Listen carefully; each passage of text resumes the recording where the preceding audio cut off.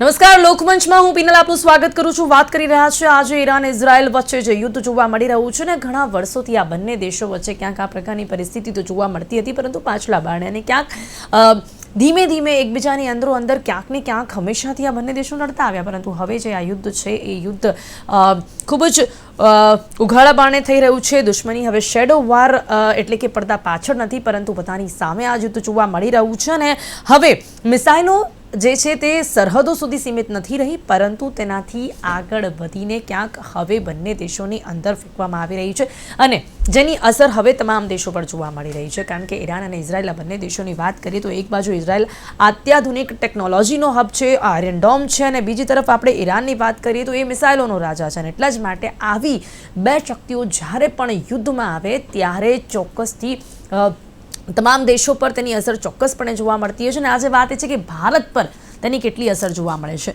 ભારત માટે ઈરાન અને ઇઝરાયલ બંને વ્યૂહાત્મક મિત્રો છે, પરંતુ આવામાં ભારતનું શું સ્ટેન્ડ રહેશે, અને જે ખાસ કરીને ક્રૂડ ઓઇલના કારણે ભારત દેશની બીજી કઈ એવી વસ્તુઓ છે જે મોંઘી જોવા મળી શકે છે, મોંઘવારી વધી શકે છે, પેટ્રોલ ડીઝલના ભાવ પર કેવી અસર જોવા મળી શકે છે, શેર બજારમાં જે અત્યારે હાલ ઘટાડો જોવા મળી રહ્યો છે, જે હાહાકાર જોવા મળી રહ્યો છે, તે કેટલા સમય સુધી જોવા મળી શકે છે, ભારત દેશની ઇકોનોમી પર પણ આ યુદ્ધની કેવી અસર જોવા મળશે, તમામ મુદ્દાઓ વિશે વાત કરીશું. જેની માટે મારી સાથે ખાસ અહીંયા જોડાઈ ગયા છે માર્કેટ એક્સપર્ટ બ્રિજેશ પરીખ છે, પ્રતાપ ચંદન અમારી સાથે છે જેઓ ઇકોનોમિસ્ટ છે, અને જયવંત પંડ્યા આપણી સાથે જોડાયા છે વિશ્લેષક તરીકે. આપ સૌનું સ્વાગત છે. Welcome to the show. નમસ્કાર. તો સૌથી પહેલા ખાસ કરીને વાત કરીએ, પ્રતાપભાઈ આપની સાથે શરૂઆત કરવા માંગીશ. યુદ્ધના પડઘા ભારત પર પણ હવે પડી રહ્યા છે. ભારત દેશની ઇકોનોમી વિશે વાત કરીશું. અત્યારે હાલ જે પ્રકારે આપણો દેશ પ્રગતિ કરી રહ્યો છે, ત્યારે આ બંને દેશો વચ્ચેનું આ મહાસંગ્રામ ભારત દેશની ઇકોનોમીને કેટલી અસર કરી શકે છે? જુઓ પિનલબેન, તમે કહું ઇઝરાયલ ઈરાન વચ્ચે, પણ આ વાત ઇઝરાયલ ઈરાન વચ્ચે નથી. અમેરિકા ડાયરેક્ટલી ઇન્વોલ્વ છે. એટલે યુએસ જેવો મોટો કન્ટ્રી જ્યારે, અને એણે ઘણા મોટા એક્શન પ્રમાણમાં લીધા છે, જે રીતે ત્યાંના સર્વસત્તાધીશ ને પણ ઉડાડી દેવામાં આવ્યા, કે ડિફેન્સ મિનિસ્ટરને, એટલે એનું જે ફલક અને વ્યાપ છે ને, એ આપણે કોઈ પણ બીજા યુદ્ધો અત્યાર સુધી જે જોયા છે બીજા વિશ્વયુદ્ધ પછીના, એના કરતાં ઘણું જ મોટું છે. યુક્રેન રશિયા વચ્ચે ઘણા સમયથી ચાલી રહ્યું છે, ને એના પણ પડઘા આપણે ત્યાં પડતા હતા. પણ અત્યારનું આ ઇવેન્ટ જે છે એ એના કરતાં વધારે વ્યાપવાળો છે, કે જેની અંદર કદાચ ઓછામાં ઓછા 10 દેશો એમાં સમાયેલા છે. અને બીજી રીતે જોવા જઈએ તો યુરોપ કોની પડખે રહે છે, એ પ્રમાણે જોવા જાવ તો એક વિશ્વયુદ્ધ કક્ષાની પરિસ્થિતિ નિર્માણ આમાંથી થઈ શકે એવા ફલકની વાત છે. એટલે ભારત એક આવડી મોટી ઇકોનોમી છે વર્લ્ડના મંચ પર, તો એ કંઈ આની અસરોથી બાકાત તો સહેજ પણ ન રહી શકે. અને વધારે ઇફેક્ટ એના પર એટલા માટે પણ થઈ રહી છે કે મધ્ય પૂર્વ આખું સંકળાયેલું છે, કે જેની સાથે ભારત નોટ ઓનલી આયાત નિકાસની દ્રષ્ટિએ સંકળાયેલું છે, ખનિજ તેલના આયાતનું એક મોટો ક્ષેત્ર ત્યાંથી છે ભારતનું. ભારત જ્યારે પોતાનું 85% ખનિજ તેલ આયાત કરતું હોય ને, એમાંય 50% જો હોર્મુઝની ખાડી તરફથી જ આવતું હોય, તો હવે તમે સમજી શકો છો કે આ યુદ્ધનું કેવડી મોટી ઇમ્પેક્ટ ભારતના ક્રૂડ ઓઇલ પર જ પડી શકે. અને ક્રૂડ ઓઇલ તો દરેક વસ્તુ, એનર્જીનો આધાર જ એ છે આપણો. એના ભાવો આપણી મોંઘવારીને, આપણી ઇકોનોમીને, આપણી પડતરોને, સામાન્ય જનજીવનને, બધાને ખૂબ જ મોટા પાયા પર અસર કરી શકે. એટલે ભારત માટે અનેકવિધ પ્રકારની અસરો છે હું કહીશ. જી બિલકુલ. એટલે આ રીતે ભારત દેશના ઘણા બધા સેક્ટર્સ પર તેની અસર જોવા મળશે. જયવંતભાઈ આપણી સાથે છે. જયવંતભાઈ, શું કહેશો? ઈરાન આ યુદ્ધ, અમેરિકા હવે જે પ્રકારે આ યુદ્ધમાં જોડાયું છે, અને જે રીતે હવે આ એક મહાસંગ્રામ બનતું જઈ રહ્યું છે, ત્યારે ઘણા દેશો પર તેની અસર જોવા મળી રહી છે, ત્યારે ભારત દેશ પર તેની અસરને આપ કેવી રીતે જોઈ રહ્યા છો? પ્રથમ તો પિનલબેન, તમને અને બ્રિજેશભાઈને અને બીજા બધા જે કઈ પેનલિસ્ટ છે એમને અને દર્શક મિત્રોને ધૂળેટીની શુભકામનાઓ. જયવંતભાઈ, આપને પણ ખૂબ ખૂબ શુભકામનાઓ. આપણા જીવનમાં, સૌ કોઈના જીવનમાં રંગીન ખુશીઓ અને રંગ હંમેશા વિખરાયેલા રહે એવી શુભકામના. હવે જ્યાં સુધી વાત છે મધ્ય પશ્ચિમના દેશ, આપણે મધ્ય પૂર્વ કહીએ છીએ, પરંતુ હું એને મધ્ય પશ્ચિમ કહું છું, કારણ કે અમેરિકા માટે કદાચ એ મધ્ય પૂર્વ હોઈ શકે, મિડલ ઈસ્ટ. આપણા માટે મિડલ વેસ્ટ છે. એટલે આપણે આપણી ટર્મિનોલોજી વિકસાવવી જોઈએ, હું માનું છું દૃઢપણે. એટલે મારા માટે હું મિડલ વેસ્ટ શબ્દ વાપરીશ, મધ્ય પશ્ચિમ. હવે ત્યાં જે ભડકો થયો છે અને એ ભડકો છે એ વિકરાળ આગનું સ્વરૂપ લઈ રહ્યો છે, ત્યારે જે સ્થિતિ નિર્માણ થઈ રહી છે એ બહુ ચિંતાજનક છે. ત્યાં આપણા ઘણા લોકો ફસાયેલા છે, એમને પાછા ઘણા બધા આવી પણ ગયા છે. આમ છતાંય તે ત્યાં જે રહેતા હશે એમને તકલીફ હશે. પણ એક વાત, હવે આટલી બધી આપણે જે કઈ ઘટનાઓ ઘટી છે ત્યારે એક વસ્તુ સમજવી પડશે. એક તો જ્યારે જે લોકો અહીંથી જતા હોય છે ત્યારે એ ભારત માટે નકારાત્મક વલણ સાથે જતા હોય છે, અને ત્યાં જઈને પણ ઘણીવાર આપણે એના સાચા સ્વરૂપ પણ જોઈએ છીએ, ઘણીવાર મીમ રૂપે પણ જોઈએ છીએ કે એ લોકો અહીંયા આવે છે ત્યારે ભારતની જે હાંસી ઉડાવે છે કે ભારતમાં કંઈ નથી, અને બીજાને પણ પ્રેરે છે કે તમે અહીંયા ચાલ્યા આવો. એ પોતાનો મત હોઈ શકે, પણ જ્યારે આવી આપત્તિ આવે છે ત્યારે એમને ભારત યાદ આવે છે. તો ત્યારે તમને ભારત કેમ યાદ આવે છે? તો પછી એ દેશમાં જે જીના યાં મરના યાં એની જેમ જીવો. પણ આ ભારત છે એ એવું છે કે જેણે શત્રુને પણ, રાવણને પણ જ્યારે એનો અંત સમય આવ્યો ત્યારે એની પાસેથી શિખામણ લીધી હતી. આપણે શત્રુને એક હદ સુધી, જ્યાં સુધી એ એવું વર્તન કરે ત્યાં સુધી જ એની સામે લડતા હોઈએ છીએ, પણ પછી એની સાથે શત્રુભાવ નથી રાખતા. યહૂદી અહીંયા સૌથી વધુ સારી રીતે રહ્યા હતા, રહે છે, પારસીઓ રહ્યા છે. તો આપણે આપણા જ લોકોને શા માટે પાછા ન લાવીએ? પણ પ્રશ્ન એ છે કે હવે એ જીતવાની જરૂર છે, કારણ કે યુક્રેન વખતે પણ આપણે એમને તિરંગાના સાથે પાછા લાવ્યા, અને એમાં પાકિસ્તાનીઓ પણ પાછા આવ્યા, યમનમાંથી પણ પાછા લાવ્યા છીએ. એવી ઘણી બધી ઘટનાઓ કહી શકાય, અગણિત ઘટનાઓ છે છેલ્લા કેટલાય સમયમાં.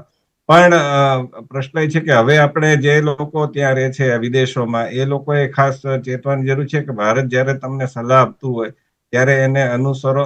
બીજું એ છે કે અત્યારે જે ભારતની સ્થિતિ છે આ બધા યુદ્ધોમાં, એ વડાપ્રધાને 8 દેશો સાથે વાત કરી છે અને પ્રયત્ન કર્યો છે કે આ યુદ્ધની સમાપ્તિ જલ્દીમાં જલ્દી થાય. આજે જોકે પણ કેવું આપને લાગે મુશ્કેલ છે છે, જયવંતભાઈ એવું કંઈ અત્યારે થઈ શકે એવું છે? લાગતું નથી. યુદ્ધને લાંબુ ચલાવવામાં ઘણા બધા હિતો સમાયેલા છે. એક તો એ છે કે જો તમે જલ્દી સમાપ્ત કરી દો તો એ યુદ્ધની જે ગંભીરતા જે સર્જાવી જોઈએ, એટલે કે જે હાનિ પહોંચવી જોઈએ, એ હાનિ પહોંચતી નથી. દાખલા તરીકે જેટલું યુદ્ધ લાંબુ ચાલે એટલું માનસિક રીતે, શારીરિક રીતે, આર્થિક રીતે જે શત્રુ હોય, એટલે જે આપણે સામેના પોઈન્ટથી વિચારીએ છીએ, એટલે હું કહું છું કે શત્રુ છે એને આપણે જો હરાવવો હોય તો જેટલું યુદ્ધ લાંબુ ચાલે એમાં ફાયદો જોતા હોય છે. એટલે તમે જુઓ કે યુક્રેન ને રશિયાનું યુદ્ધ આજે લગભગ 4 વર્ષ થઈ ગયા તો પણ હજુ ચાલુ છે. કેમ રશિયા ધારે તો ન સમાપ્ત કરી શકે, યુક્રેન કે એટલું એટલે છે ને ક્યાંક હવે. આ યુદ્ધને પણ લાંબુ ખેંચવામાં આવશે તો આ બંને દેશો પર તો અસર છે, પણ આ યુદ્ધ જો લાંબુ ખેંચાશે તો બીજા દેશોને પણ અસર થઈ રહી છે. આ એક મહત્વની વાત છે. બ્રિજેશભાઈ, હવે જેમ બી આ વિષય પર વધુ વાત કરીશું, પરંતુ બ્રિજેશભાઈ શું કહેશો? યુદ્ધના સમાચારથી નિફ્ટી અને સેન્સેક્સમાં જે વોલેટિલિટી જોવા મળી રહી છે, હવે તે ટૂંકા ગાળાની છે કે આપણે એવું કહી શકીએ છીએ કે આ લાંબા ગાળાની મંદીના સંકેત કહી શકાય છે? એટલે જો પિનલબેન, યુદ્ધ લાંબુ ચાલ્યું તો ડેફિનેટલી આપણા માર્કેટ ઉપર એની નકારાત્મક અસર આવી શકે. કારણ કે યુદ્ધ લાંબુ ચાલ્યું ત્યારે ઇકોનોમિકલી આપણા કન્ટ્રીએ ઘણી બધી ચેલેન્જનો સામનો કરવો પડે એવો છે. દાખલા તરીકે એનર્જી, જે આપણે ઓઇલ લાવીએ છીએ તો આપણે નેટ ઓઇલ ઇમ્પોર્ટર કન્ટ્રી છીએ. આપણે પોતાનું ઓઇલ આપણે પોતે પ્રોડ્યુસ નથી કરતા. તો એ લાવવાનું થાય છે, એની સપ્લાય ઉપર અસર કરી શકે. કારણ કે હોર્મુઝની ખાડીની વાત જેમ અગાઉ થઈ, એની ઉપર ઈરાનની અસર છે અને યુદ્ધની અસર છે, એટલે ત્યાંથી સપ્લાય ઘટશે. એના કારણે ઓઇલના ભાવ વધશે. ઓઇલના ભાવ વધે એટલે આપણી કરંટ એકાઉન્ટ ડેફિસિટ વધે, અને કરંટ એકાઉન્ટ ડેફિસિટ વધે એટલે નેચરલી એની અસર આપણી ઇકોનોમી પર નકારાત્મક રહે. એવી જ રીતે યુદ્ધની અસર ઘણી બધી એક્સપોર્ટ અને ઇમ્પોર્ટ કરતી કંપનીઓની સપ્લાય ચેઇન ઉપર પણ આવે, કારણ કે એની સપ્લાય ચેઇન પણ ડિસ્ટર્બ થતી હોય. દાખલા તરીકે ઇમિડિયેટ અસર આપણે જોઈએ તો એવિએશન ઇન્ડસ્ટ્રીને મોટી અસર ઇમિડિયેટ જોવા મળી, કારણ કે પહેલા તો એમણે એમની સંખ્યાબંધ ફ્લાઇટો કેન્સલ કરવી પડી, અને હવે બધીને લાંબા રૂટ ઉપરથી રીરૂટ કરી અને પોતાની એવિએશન બિઝનેસને કરવો પડશે. તો એક એક્ઝામ્પલ છે. આવા ઘણી બધી અસર આવી શકે. હવે જ્યારે આવી અસરો આવતી હોય ત્યારે આવી અસરની નેચરલી જે કંપનીઓ યુદ્ધથી ઇફેક્ટેડ છે એ કંપનીઓના પરફોર્મન્સ પર અસર આવે, અને જ્યારે કંપનીઓના પરફોર્મન્સ પર અસર આવે એટલે એના રિઝલ્ટ પર આવે, રિઝલ્ટ પર આવે એટલે શેર માર્કેટ પર ઉપર અસર આવે. સો યુદ્ધ જો લાંબુ ચાલે તો ડેફિનેટલી અત્યારે જે માર્કેટ છે એ માર્કેટમાં ડેફિનેટલી એક કરેક્શન જોવા મળી શકે, અને એ કરેક્શન એ ઘણીવાર જો એ સ્માર્ટ ઇન્વેસ્ટર હોય તો એની માટે એક રોકાણ કરવાની પણ ઓપોર્ચ્યુનિટી છે, કારણ કે એને જે માની લો કે શેર ખરીદતો, એને જે શેર ગઈકાલે 2 દિવસ પહેલા જે કંપનીનું પરફોર્મન્સ હતું, ખાલી એને સિલેક્ટિવ રહેવું જોઈએ, એવી કંપનીઓમાં ન જવું જોઈએ કે જે કંપનીઓ એક્સપોર્ટ ઇમ્પોર્ટ સાથે સંકળાયેલી છે અને યુદ્ધની પરિસ્થિતિ એની પર અસર કરે છે. જો એ મ્યુચ્યુઅલ ફંડમાં કરતા હોય તો એને ગઈકાલે જે ભાવે નેવીમાં મળતા હતા એની કરતા આજે સસ્તા મળે છે. સો આનો સ્માર્ટલી, એનો મતલબ એવો નથી કે અત્યારે ઘટેલા છે તો અત્યારે બધા નાખી દેવા જોઈએ, પણ જેમ જેમ ઘટાડો જોવા મળે એમ એવરેજ આઉટ કરતા પોતાની પાસે વધારાના પૈસા પડે, કારણ કે યુદ્ધ કઈ પરમેનન્ટ નથી રહેવા, અને યુદ્ધની જે ઇકોનોમી પરની અસર છે એ પણ પરમેનન્ટ નથી રહેવાની. આપણી હિસ્ટ્રી સજેસ્ટ કરે છે કે પણ આવી કોઈ પણ પરમાનન્ટ નથી રહેવાની બ્રિજેશભાઈ, પણ રશિયા યુક્રેનનું યુદ્ધ જેટલું જોવા મળ્યું છે 4 વર્ષ જેટલો સમય નહીં, એટલે બહુ લાંબા ગાળાનો સમય કહી શકાય છે, એટલે ક્યાં સુધી રહેશે એનો તો અંદાજો નથી, પણ જો આટલા વર્ષો સુધી ખેંચાય તો ખરેખર બંને દેશો સિવાય પણ બીજા દેશો પર અને ભારત દેશ પર પણ અત્યારે શેર માર્કેટમાં જે સ્થિતિ જોવા મળી રહી છે, તો આગળના દિવસોમાં તો એ સ્થિતિ કેવી થઈ શકે છે એના ઉપર વધુ વાત કરીશું. હવે પ્રતાપભાઈ, શું કહેશો, જે પ્રકારે અત્યારની જે સ્થિતિ જોવા મળી રહી છે, શું આપને લાગે છે કે આ સંઘર્ષ પછી, આ જે સંઘર્ષ અત્યારે આપણને જોવા મળી રહ્યો છે તેના કારણે ભારતીય ડિફેન્સ સેક્ટરની જે કંપનીઓ છે એમાં આપણને કંઈક તેજી જોવા મળશે, જેના કારણે કંઈક ઇકોનોમિકલી આપણે કંઈક પ્લસ પોઈન્ટ્સ જોઈ શકીએ છીએ? જો બ્રિજેશભાઈએ પોતાના શેર માર્કેટના એંગલથી વાત કરી એટલે સ્વાભાવિક છે કે જે અમુક ઇન્ડસ્ટ્રીને ઇમિડિયેટ લોસ જતો હોય અને ડિફેન્સ સેક્ટરને કદાચ ફાયદો પણ થતો હોય, પણ હું તો વેપાર ઉદ્યોગના પ્રતિનિધિ તરીકે વાત કરું. જયવંતભાઈએ જેમ હ્યુમેનિટેરિયન એંગલ કહ્યો એ પણ સાચો છે, અને શેર માર્કેટમાં તો ભાઈ નિષ્ણાત છે બ્રિજેશભાઈ, એટલે એ વિશે હું નહીં પડું, પણ આફ્ટર ઓલ અર્થતંત્રનું શેરબજાર તો વન ઓફ ધ પેરામીટર્સ છે. પણ જ્યારે આ કક્ષાનું યુદ્ધ છેડાયું હોય આપણી બહુ જ નજીકમાં, ત્યારે એની વ્યાપક અસરો અર્થતંત્રના બહુ મોટા ભાગો ઉપર પડે, કારણ કે હવે ગ્લોબલાઇઝેશનના જમાનામાં આયાત નિકાસ પર જ આપણી ઇકોનોમીનો આધાર હોય. અનેક સેક્ટરો એવા છે, કૃષિ ક્ષેત્ર આપણું જે સૌથી મોટું છે એની વાત કરીએ તો આપણે હવે તો ઘણી બધી વસ્તુઓ નિકાસ કરીએ છીએ. આજનો જ ફિગર તમે જુઓ તો 6 લાખ ટન જેટલા બાસમતી ચોખા તો બંદરો પર આજે પડ્યા છે. હવે એનો મતલબ એ થયો કે દરરોજ 500,000 ટન તો નિકાસ થતી હશે, એટલે એ આવતા દિવસોમાં આ નિકાસ અટકી જાય તો તમે વિચાર કરો કે કેટલો મોટો નિકાસ. ડાયમંડ સેક્ટર પર પણ કાફી diamond sector, garment sector, machinery sector, ઘણા બધા સેક્ટર એવા છે.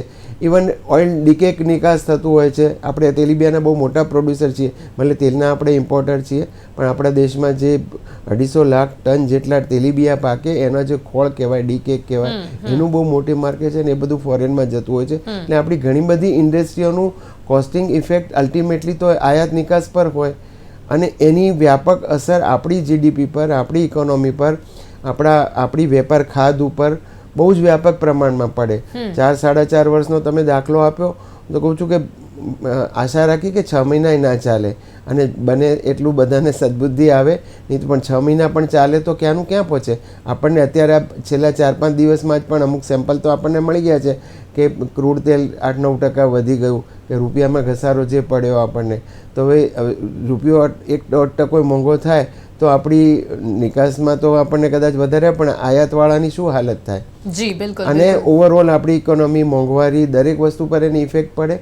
પણ કૃષિ ક્ષેત્રથી માંડી અને એમએસએમઈ સેક્ટર હોય કે બીજા મોટા ઉદ્યોગો હોય કે જે નિકાસ સાથે સંકળાયેલા હોય, એ બધા પર બહુ જ મોટો અસર પડે. નિકાસકારો તો કદાચ ઘણી બધી મૂંઝવણમાં હશે, હું ચોક્કસ કહી શકું, કારણ કે કન્ટેનરોની અવેબિલિટીના પ્રોબ્લેમ થાય, શિપિંગવાળાએ કંઈક ભાડાઓ વધારી દીધા છે, ઇન્સ્યોરન્સવાળા ઇન્સ્યોરન્સ લેવા તૈયાર ના થાય. આ સંજોગોમાં પહેલાં તો માલ શિપમેન્ટ જ ના થાય, આવતો હોય માલ આવે નહીં, તમારો કાચો માલ ના આવે, જો તમારું ખનીજ તેલ ના આવે તો અહીંયા સામાન્ય માણસ માટે પેટ્રોલ ડીઝલની શું હાલત થાય. અમુક વસ્તુઓની તો જો કલ્પના કરીએ તો ધ્રુજી ઉઠીએ એવું પણ છે, પણ આશા રાખીએ કે કોઈ એના સોલ્યુશન. પેટ્રોલ ડીઝલના ભાવમાં શું અસરો જોવા મળી શકે છે, જે પ્રકારે ક્રૂડ ઓઇલની સ્થિતિ જોવા મળી રહી છે? પડતર ચોક્કસ મોંઘું થઈ જાય, આને લીધે માલની અછત ન થાય એવી આપણે આશા રાખીએ આની અંદર, કારણ કે ભારત એક સ્ટ્રોંગ ઇકોનોમી છે. અત્યારે જે કંઈ થોડી ઘણી અસર છે એ પણ ભારતે બહુ સારું પ્રમાણમાં રેઝિસ્ટ કરી શક્યું છે, કારણ કે ભારતનું અર્થતંત્ર એક સ્ટ્રોંગ ફૂટિંગ પર છે. એટલે અત્યાર સુધીના એ ઝાટકા તો એ ઝેલી શક્યું છે, એમાં કંઈ બહુ નથી વાંધો આવવાનો. તો બીજા ક્ષેત્રોમાંથી પણ ગમે ત્યાંથી ખનિજ તેલ ઇમ્પોર્ટ કરવામાં આવશે. જી જી, એટલે ઓપ્શન્સ શોધવામાં આવશે ને હંમેશાથી આપણે કરતા આવ્યા જ છે એવું. હવે જયવંતભાઈ, ઈરાન અને ઇઝરાયલ બંને દેશોની વાત કરીએ તો જ્યારે પણ આવા કોઈ પણ બંને દેશો વચ્ચે યુદ્ધ થતા હોય ત્યારે અન્ય દેશોની પણ ક્યાંક એમાં સંડોવણી જોવા મળે ને અમેરિકા તો પહેલાં એમાં આવી જાય. હવે અહીંયા પણ અમેરિકા છે. હવે આવું કંઈક થતું હોય ત્યારે આ સ્થિતિમાં ભારતની બેલેન્સિંગ એક્ટની નીતિ કેટલી પડકારજનક રહેશે? કારણ કે આ ઈરાન અને ઇઝરાયલ બંને તેના વ્યૂહાત્મક મિત્રો છે અને પાછા આમાં અમેરિકા બી છે.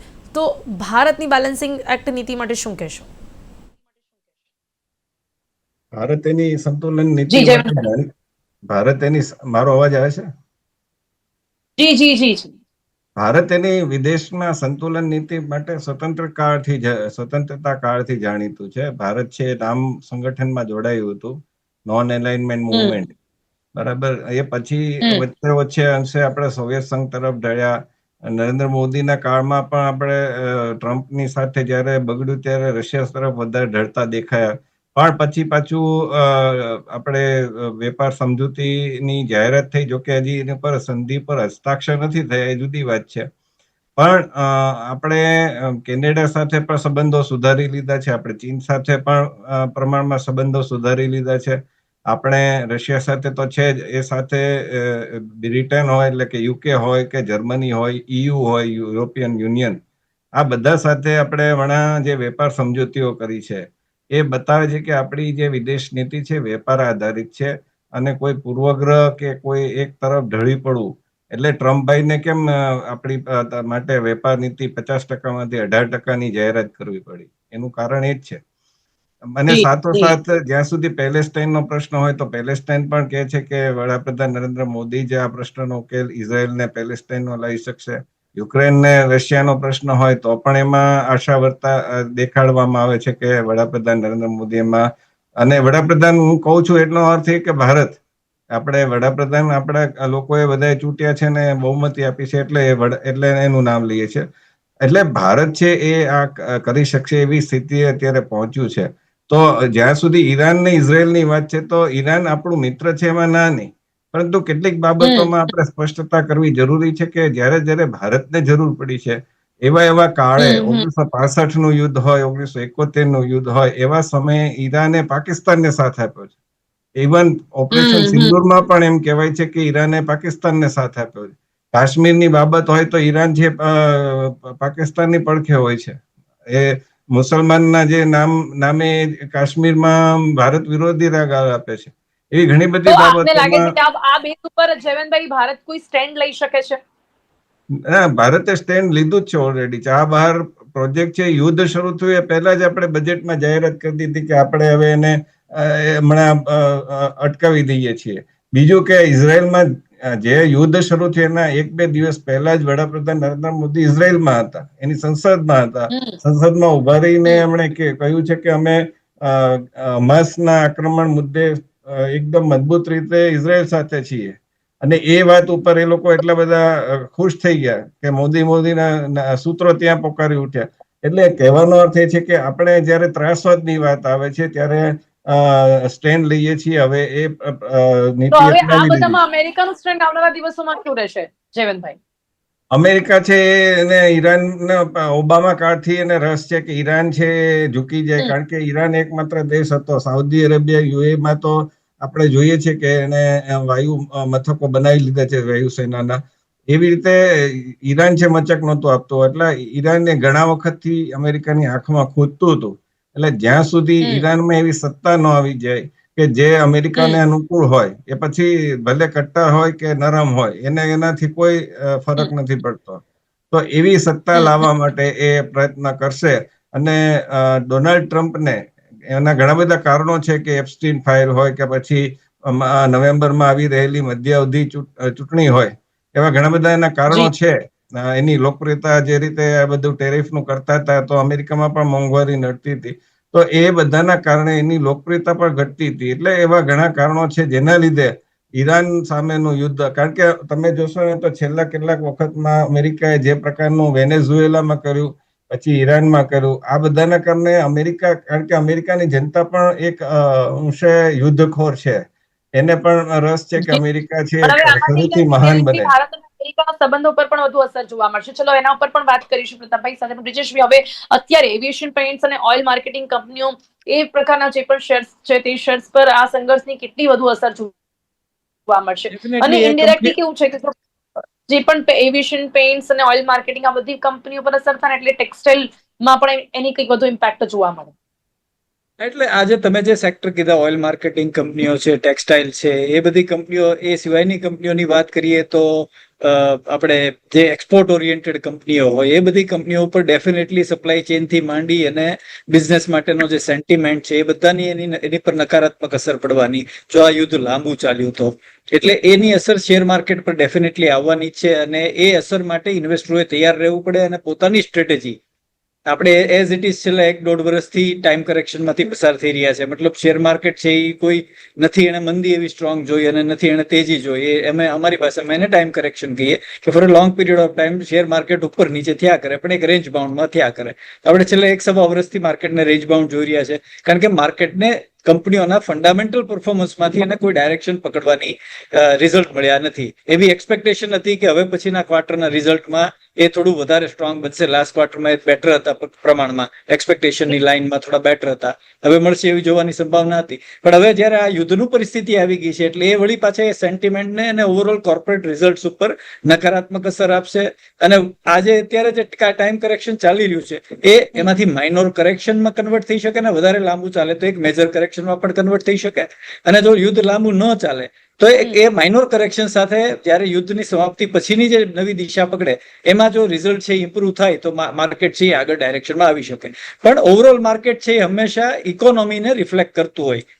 ઇકોનોમી કઈ દિશામાં જઈ રહી છે, અને જ્યારે ઇકોનોમી એક્સટર્નલ ફેક્ટરના કારણે સ્ટ્રગલ કરે, આમ ઇન્ડિયાની પોતાની ઇકોનોમી છે ને એ ડોમેસ્ટિકલી સ્ટ્રોંગ ઇકોનોમી છે. મતલબ આપણે પોતે કન્ઝમ્પશન ઓરિએન્ટેડ દેશ છીએ. આપણા દેશમાં જેટલા કન્ઝ્યુમર છે કે એ ઇકોનોમીને સ્ટ્રોંગ બનાવે છે. પણ at the same time there are certain areas કે જ્યાં આગળ આપણે એક્સપોર્ટ દ્વારા અને ઇવન ઇમ્પોર્ટ દ્વારા આપણે કરીએ છીએ, એ બધા સેક્ટર ઉપર આની નકારાત્મક અસર આવી શકે. અને જે નકારાત્મક અસરની જે એક્સપેક્ટેશન છે એ જ સેન્ટિમેન્ટને વીક કરે છે. અને એના કારણે જ આપણે જોઈએ છીએ કે માર્કેટ ડે બાય ડે આપણે ઘટતી દિશામાં તમે જોવા મળે છે. અને માઇનોર કરેક્શન નહીં, તમે એક દિવસમાં 1.5-2% કરેક્શન આપણે જોઈ રહ્યા છે 1500-2000 પોઈન્ટ અગર બીએસસી સેન્સેક્સના કન્ટેક્સમાં વાત કરીએ તો. જી બિલકુલ. એટલે આવી રીતે અલગ અલગ ફેક્ટર્સ પર જે ઇમ્પેક્ટ જોવા મળશે તેને બધું આપણે પ્રતાપભાઈ સાથે જાણીએ. પ્રતાપભાઈ, બીજા સેક્ટર્સની બિઝનેસ રિગાર્ડિંગ વાત કરીએ તો કયા બિઝનેસ સેક્ટર્સ પર પણ વધુ અસર હજી જોવા મળી શકે છે?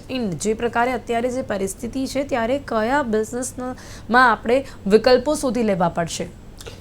વેપાર ઉદ્યોગને શેરબજાર સાથની વધઘટ એ સીધું અસર નથી કરતું, એક મોટું પેરામીટર 100% છે. પણ વેપાર ઉદ્યોગની ચિંતા ઇમિજિએટ એ હોય છે હંમેશા કે આવી પરિસ્થિતિમાં એના કયા સેક્ટરનો ધંધો પડી ભાંગશે અથવા એને બહુ મોટા પ્રમાણમાં મુશ્કેલી પડશે. જો એ નિકાસો બંધ થઈ જાય તો આપણે ત્યાં તો બેરોજગારીનો પ્રશ્ન ઊભો થાય, આપણા વિદેશી હુંડિયામણનો પ્રશ્ન ઊભો થાય, આપણી એનર્જી કોસ્ટ વધી જાય. અને ઘણા બધા સેક્ટર એવા છે, કૃષિથી માંડી અને એમએસએમઈ સેક્ટર હોય છે, બહુ મોટા પ્રમાણમાં અર્થતંત્રમાં રોજગારી પૂરું પાડતા હોય. એ સેક્ટર પર અસર થાય તો એની એક વ્યાપક અસર ઓવરઓલ ઇકોનોમીની તંદુરસ્તી પર પડે. એ ચિંતા વધારે અગત્યની હોય છે. એનું જ રિફ્લેક્શન શેર બજારમાં બ્રિજેશભાઈ કીધું એમ ચોક્કસ દેખાય જ. અને એક મોટું પેરામીટર બેરોમીટર છે અર્થતંત્રનું, નો ડાઉટ. પણ ઇમિડિયેટ કન્સર્ન તો એ હોઈ શકે કે બહુ મોટા વર્ગને જે લેબર ઇન્ટેન્સિવ ઉદ્યોગો છે, ગાર્મેન્ટ છે કે કૃષિ ક્ષેત્ર છે, એમાં જો બેરોજગારી વ્યાપે અથવા આપણી વસ્તુઓ બહાર જતી અટકી જાય તો આપણા વિદેશી હુંડિયામણની શું હાલત થાય, આપણા બજેટરી આપણી વેપાર ખાધની શું હાલત થાય, એ ઘણી બધી અસરો પડી શકે. એ ચિંતા વધારે મહત્ત્વની હોય છે. અને મેં પહેલાં કીધું એમ ઘણા બધા ક્ષેત્રો, કૃષિ હોય, મશીનરી હોય કે ગાર્મેન્ટ હોય, ઇવન ચાવાળાના જે છે એના પેમેન્ટ અટકી, ચા એક આપણી નિકાસની મોટી વસ્તુ છે, એના પેમેન્ટો અટકી ગયા છે. સૂકો મેવો તો ઇમ્પોર્ટ થાય છે એટલો મોંઘો થશે એને સમજી શકાય, પણ ઇમિડિયેટ કન્સર્ન આપણી કઈ હોય કે જે આપણું કોર સેક્ટર છે કે જેના બેઝિસ પર આપણી ઇકોનોમી રન કરે છે, એવા લોકોને જ્યારે અસર થવા માંડે તો આપણને બહુ પણ આ મોટો તો તકલીફ પડે. પ્રતાપભાઈ આવી સિચ્યુએશન તો અત્યારે લગભગ ઘણા દેશોને ફેસ કરવી પડી રહી હશે, કારણ કે જ્યારે પણ કોઈ બે દેશ વચ્ચેનો સંઘર્ષ આટલું લાંબુ થાય ત્યારે ન માત્ર ભારત દેશ પણ બીજા દેશોને પણ આ જ પ્રકારની પરિસ્થિતિ જોવા મળી રહી જો હશે. બીજા દેશોની વાત કરીએ તો જે ખાડી દેશો છે એ લોકો તો ડાયરેક્ટલી સંકળાયેલા છે એટલે એમના પર તો અસર પડશે જ. દુબઈ આમ જોવા જાવ તો આ એરિયાનું સિંગાપુર કહેવાય, અને એણે એક મોટું હબ હતું એ તો ઇકોનોમિક એક્ટિવિટીનું, એના પર પણ અસર પડશે. અને પણ એ જે ડાયરેક્ટલી સંકળાયેલા છે એમના પર ઇફેક્ટ આપણા કરતાં ઓછી એટલા માટે પડે કે આપણે બહુ મોટો વિશાળ દેશ છીએ, આપણી 145-50 કરોડની વસ્તી છે, આપણે અનેક વસ્તુઓમાં ઇમ્પોર્ટર છીએ, એક્સપોર્ટર છીએ. અને નો ડાઉટ મેં કહ્યું એમ યુદ્ધ જેમાં જે ડાયરેક્ટલી સંકળાયેલું એના તો આખું એની તો વસ્તીને જ બહુ જ મોટી અસર પડે, પણ આપણે તો ઇમિડિયેટ યુદ્ધમાં નથી અને છતાં બીજા બધા દેશોના પ્રમાણમાં આપણને વધારે ઇફેક્ટ પડવાની છે. નોન ફાઇટિંગ કન્ટ્રીઝમાં ગણતરી કરીએ તો એમાં કદાચ ભારતને સૌથી વધારે અસર પડી રહી છે, કારણ કે આ ખાડીના દેશોમાં એમ કહેવાય છે કે આપણા 1 કરોડ ઇન્ડિયન ઓરિજિનના માણસો ત્યાં છે. યુએની તો વસ્તી પણ 25-30% ભાગ ઇન્ડિયનોનો છે.